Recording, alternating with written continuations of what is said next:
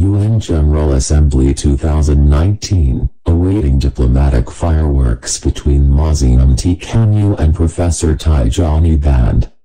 The effect of Biafra independence agitation meticulously championed by the indigenous people of Biafra, IPOB, worldwide, ably led by Mazi Nnamdi Kanu, has persistently continued to take its toll on the Nigerian government.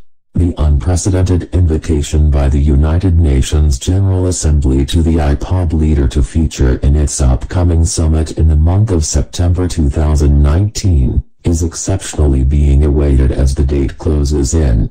Sequel to the visitation of the IPOB diplomatic contingent led by the IPOB deputy leader, Mazi Nnamdi, to the world body's headquarters situated in Geneva, Switzerland last year, the IPOB leader will be mounting the podium to brief the global community on issues pertaining to the Biafra agitation.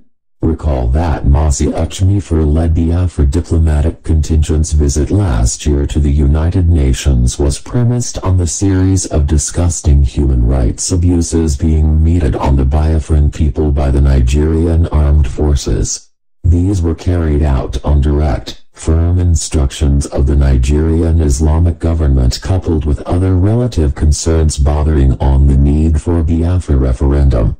In an interview with an anonymous Igbo-Biafran senior civil servant working in the Nigerian Ministry of Foreign Affairs, there is this revelation that there presently exists serious tension at the country's seat of power since the adoption of the resolution by the world body that Mazi Nnamdi Kanu will be appearing in the forthcoming United Nations General Assembly slated for September this year, 2019.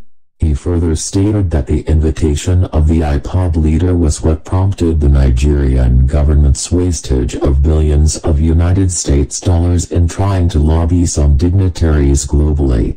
This was the reason behind the unopposed election of Professor Tijani Bande, Nigeria's permanent representative in the United Nations, as the president of the world body's General Assembly. The anonymous Foreign Affairs Ministry interviewee maintained that the Nigerian government plans to use the presence of the newly elected president to either intimidate or frustrate Mazi Nnamdi Kanu when he will be speaking to the General Assembly.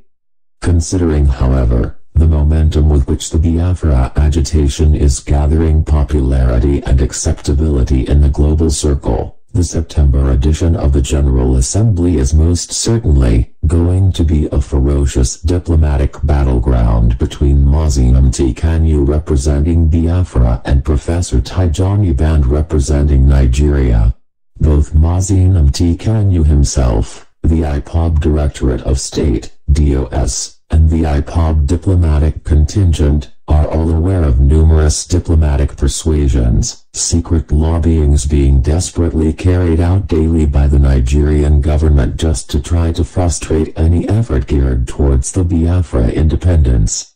Mazi Nnamdi Kanu, the leader of the indigenous people of Biafra, IPOB, globally, will be addressing the global community as the direct victim, target of assassination attempt of 14th of September 2017 via a calculated military invasion of the Palace of His Royal Majesty, HRM, is Israel Lokwu Kanu by the Nigerian Army. In that murderous expedition, 28 able-bodied, armless IPOB volunteers detailed to guide the IPOB leader to safety were killed. Mazi Nnamdi Kanu himself undoubtedly will mount the podium to comprehensively tell the world what he suffered during that dastardly genocidal raid in his father's palace and how he managed to escape from the assassination plot. The agitation for Biafra independence, which is the primary reason behind the assassination attempt, and what is presently needed to be expeditiously done to avert future tragedies occasioned by the cruel responses of the Nigerian government, remain exceptionally pivotal. Recall that late last year, Mazi Nnamdi Kanu's location was clearly unknown as he was somewhere receiving medical treatment due to severe injuries he sustained during the callous military invasion of his residence. His younger brother, Prince Emmanuel Kanu, was then given an invitation to Geneva, Switzerland, by the United Nations to attend the Human Rights Summit. He was billed to give detailed account as an eyewitness to what really transpired in their family compound on the 14th of September 2017. This was however hampered by the Swiss embassy in Abuja, Nigeria, in criminal connivance with the vampiric, human rights violating government of Nigeria, as he was denied entry visa to Switzerland. As Mazi Nnamdi Kanu miraculously resurfaced to the disappointment and shame of the enemies, he will certainly be going to the United Nations General Assembly to personally give explanation to what happened to him and how he managed to escape the Nigerian government's sponsored assassination attempt on his life.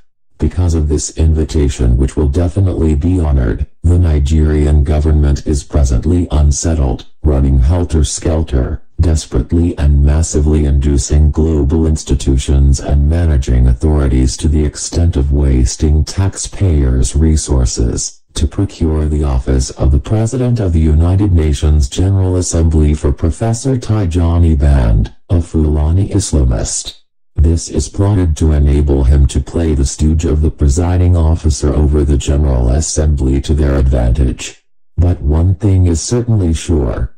There will be an exhibition of an unprecedented diplomatic fireworks that the world has never witnessed in history of the global body, as the highly intelligent, enlightened, courageous and exceptionally victorious IPOB global leader, Mazi Nnamdi Kanu, engages Professor Tijani Bande in the course of the convention.